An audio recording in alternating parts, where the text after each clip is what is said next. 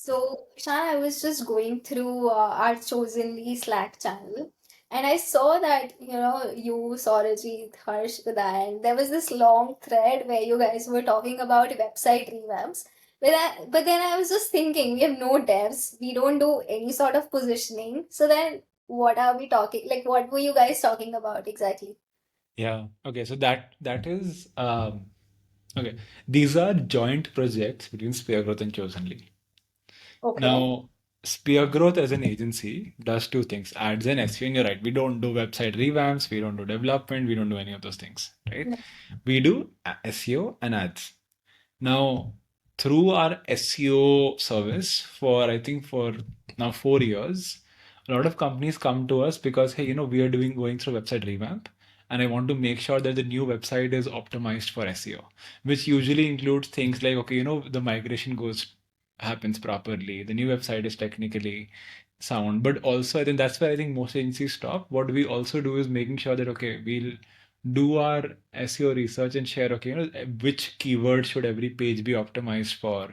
What pages should you create so that, there's not a lot of rework after the website migration or optimization afterwards. So that's what we were doing for 3 years now.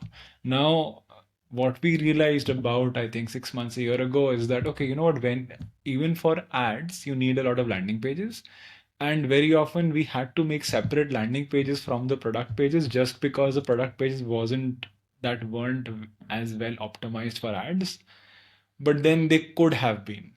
If we just planned it well at the start, we just could have optimized that itself. And then that just was double cost for our clients. So, nowadays when we're doing this revamp projects, we also say, you know what, why don't we also we are doing the keyword research. It's both our search.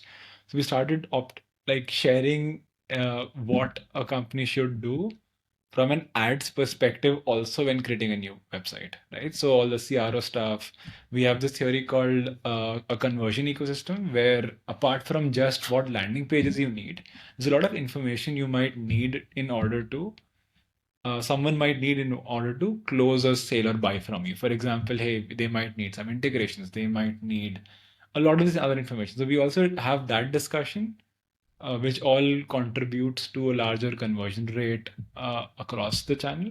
So yeah, like that is also something we did. So those were the two things we were doing, and now finally in the last month or so, we've had I think two clients that we've onboarded, and then one more that we will onboard in a week or two, where we are doing something similar. They're not going through website revamps, but then we need to still do the same thing of like, hey, creating a lot of these pages, doing a lot of this research.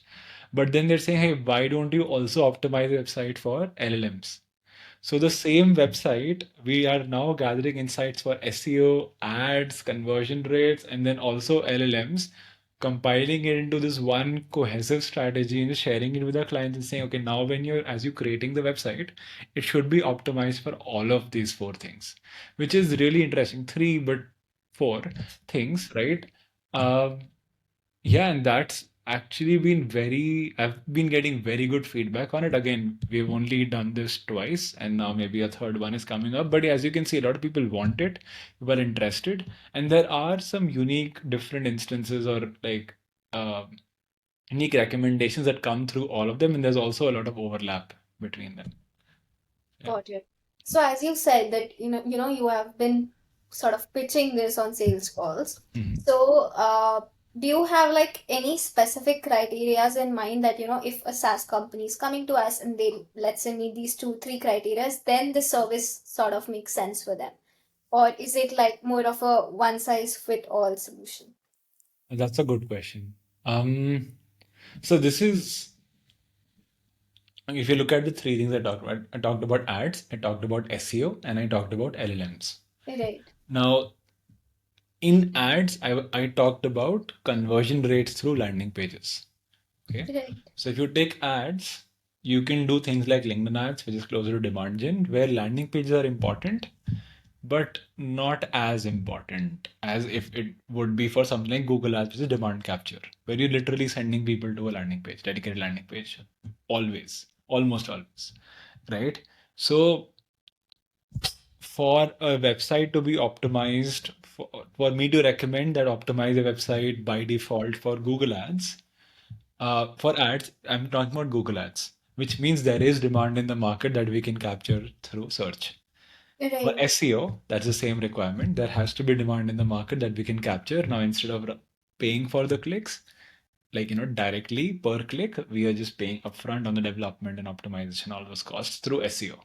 And now what's interesting is even for LLMs, that remains true. Like the companies that are seeing the highest benefit from LLM based search are companies where their audience already showed behavior of searching earlier on search engines and now on LLM search. It's still the same companies that this process is useful for all three companies. Got it. Anything specifically with respect to the third service that you want to talk about? I think a lot of people cannot imagine what we would do different, right? Like, what would that even look like, right? Like, how do you optimize something for LLMs? Yeah. And we just need to figure out how we're building the Chosenly website, but I'll also go deeper into how we're building it page by page. But a lot of the, I think, more common nuances, it's not about, hey, like, the news natural language or optimize something technically, or those things aren't really that important. It is very similar to the conversion ecosystem exercise we did actually, right? So for example, if to win a deal, you know that, let me take Chosenly example. To win a Chosenly deal, we know that we need to show that our support is better than our competitors, because such a new thing that our prospects care very, very much about the support and the consulting and the guidance they get. Now, our competitors, because they're tech first companies and that's all they care about, they've just tried to build these recommendation engines. And again, the stage at which the industry is, you cannot make a good recommendation engine. So what we've done instead is we've said, hey, we'll just provide consulting instead of service as part of even our $400 package, right? Which is insane, like insane value. But then if we build the Chosenly website like a typical SaaS website, we would not talk about that as much. But in our website, because we know this is an insight, which would help with conversion rates in general. Like, okay, giving people a reason to choose us is because some people care about support. So we should talk about the support, which seems obvious, but this is true for a lot of other SaaS, and I've never seen a support page. So, right, that could be something interesting that we might actually create a support page. I've already written the first draft of the copy. Maybe I can share that at some point of time that, hey, how are we going ahead with that? Another interesting change would be like, hey, how do you do pricing pages? So we have an entire section on the Chosenly website. Again, I'm giving spoilers, but things like, okay, why our pricing really makes sense? Because like Chosenly's pricing, like all of our competitors price based on the number of terms you're tracking. I can rant about this quite a bit. Pretty useless way to do pricing, but hey, anyway, so or not very user friendly. We have a very different approach to pricing and what we get, and also our entire thing is different, which also means that, okay, we need to explain a lot of that there.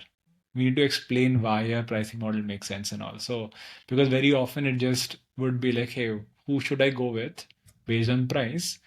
ChatGPT and Perplexity, at least, instead of just comparing, unless you are in a space where it's a commodity product, it looks for things like, hey, who's giving more value? So we need to talk about how our pricing gives them more value, even if we are sometimes more expensive than some of our competitors, sometimes less expensive than our competitors. How is our pricing? How does it give more value to our customers? Is something that we can talk about on the pricing page.